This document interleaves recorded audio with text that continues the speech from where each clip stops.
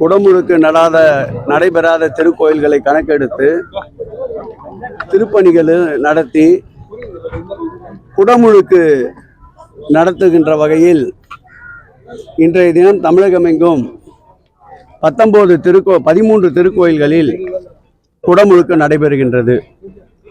இன்றோடு இந்த ஆட்சி ஏற்பட்ட பிறகு 1339 திருக்கோயில்களுக்கு குடமுழுக்கு நிறைவு செய்யப்பட்டிருக்கின்றது. தலசேன பெருமாள் திருக்கோயிலை பொறுத்தளவில் 40 ஆண்டுகளுக்கு முன்பு ராஜகோபுரம் திருப்பணி நடந்திருக்கின்றன.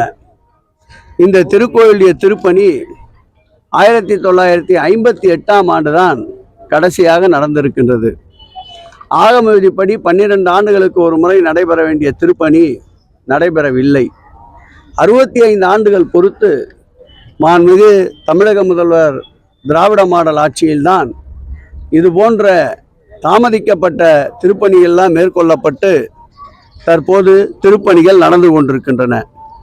அந்த வகையில் இந்த ஆட்சி ஏற்பட்ட பிறகு குடமுழுக்கு 1339 என்றாலும் திருக்கோயில் சொந்தமான சொத்துக்கள் ஆக்கிரமிப்பாளரிடமிருந்து மீட்கப்பட்ட சொத்தினுடைய மதிப்பு 5572 கோடி ரூபாய் இதுவரையில் சொத்துக்கள் மீட்கப்பட்டிருக்கின்றன.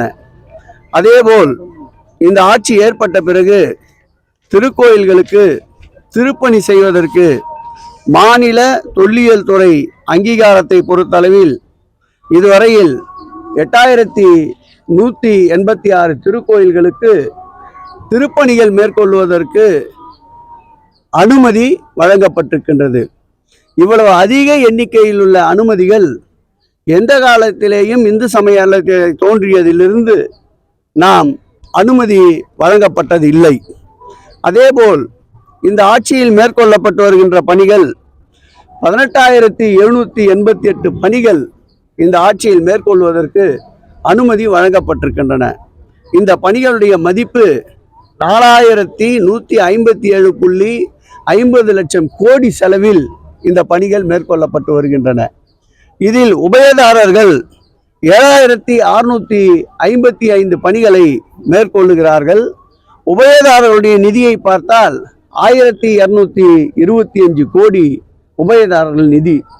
1/3 உபயதாரர்கள் நிதி இது போன்ற திருப்பணிகளுக்கு அதிக அளவு வழங்கப்படுவது இந்து சமய அறநிலையத்துறை உருவாக்கப்பட்ட காலத்திலேயே இதுதான் அதிகமான அளவிற்கு உபயதாரர் நிதி பெற்று திருப்பணிகள் செய்கின்ற ஒரு காலமாக மாண்புமிகு தமிழக முதலமைச்சர் அவர்கள் பொறுப்பேற்றிருக்கின்ற இந்த காலத்தில் நடந்து கொண்டு வருகின்றன. அதேபோல் திருக்குளங்களை பொறுத்தளவில் சுமார் திருக்குளங்கள் கிட்டத்தட்ட 37 திருக்குளங்கள் 18 கோடி ரூபாய் செலவில் புனரமைக்கப்பட்டு கொண்டிருக்கின்றன. அதேபோல் புதிதாக 4 திருக்குளங்கள் புதிதாக மாதாவரம் கைலாசநாதர் திருக்கோயில் உட்பட 4 திருக்குளங்கள் புதிதாக பொறுப்பேற்ற பிறகு பணிகள் நடைபெற்று கொண்டிருக்கின்றன. இந்த 2023-24ஆம் ஆண்டில் மாத்திரம் 45 திருக்குளங்கள் மேம்படுத்துவதற்கு 25,44 லட்சம் ரூபாய் செலவில் பணிகள் மேற்கொள்ளப்பட்டு வருகின்றன. திருப்பணிகள் உச்சத்தை தொடுகின்ற ஒரு ஆட்சியாக மாண்புமிகு தமிழக முதலமைச்சருடைய ஆட்சி இருக்கின்றது. தலசேய பெருமாள் திருக்கோயிலுடைய கும்பாபிஷேகமே இதற்கு ஒரு சாட்சி. இதேபோல் கன்னியாகுமரி மாவட்டத்தில் திருவட்டாறு ஆதிகேச பெருமாள் திருக்கோயில் 400 ஆண்டுகளுக்கு பிறகு இந்த ஆட்சி பொறுப்பேற்ற பிறகுதான் அந்த திருக்கோயிலுக்கு குடமுழுக்கு நடந்திருக்கின்றன. அதுபோல் ஓடாத திருத்தேர்கள் சமயபுரம், ராமேஸ்வரம், திருத்தணி போன்ற திருக்கோயில்களில் ஓடாத திருத்தேர்கள் 10 ஆண்டுகள் 15 ஆண்டுகள் நிலுவையில் இருந்த தங்க திருத்தேர்கள் இந்த ஆட்சி வந்த பிறகுதான் அந்த திருத்தேர்கள் வீதி உலா வருவதற்கு முழுமையாக பயன்படுத்தப்பட்டிருக்கின்றன என்பதையும் மகிழ்ச்சியோடு தெரிவித்துக் கொள்கிறோம். ஆயிலே இருக்கின்றன, அதற்குண்டான எஸ்டிமேட் தயாரிக்கப்பட்டு இருக்கின்றன. ஃபீசிபிலிட்டி ஸ்டடி செய்கின்ற வேலையை தற்போது பார்த்து கொண்டிருக்கின்றோம். வெகு விரைவில் அதற்குண்டான திட்டங்கள் அறிவிக்கப்படும். திருநீர்மலை, அதேபோல் திருக்கழுக்குன்றம், அதேபோல் நம்முடைய அணுவாவி, அதேபோல் திருப்பரங்குன்றம் போன்ற பகுதிகளில் ரோப்கார் அமைக்கின்ற பணியும், அதேபோல் மருதமலை, சுவாமி மலையில் மின்தூக்கி லிஃப்ட் அமைக்கின்ற பணிகளும் தற்போது நடைபெற்று கொண்டிருக்கின்றன. கூடிய விரைவில் இதற்கான அறிவிப்பை மாண்புமிகு முதலமைச்சர் அவர்களுடைய அனுமதி பெற்று வெளியிடுவோம். இதை பொறுத்தளவில் டெண்டர் கோரப்பட்டு ஒப்பந்தம் இறுதி செய்யப்பட்டிருக்கின்றது.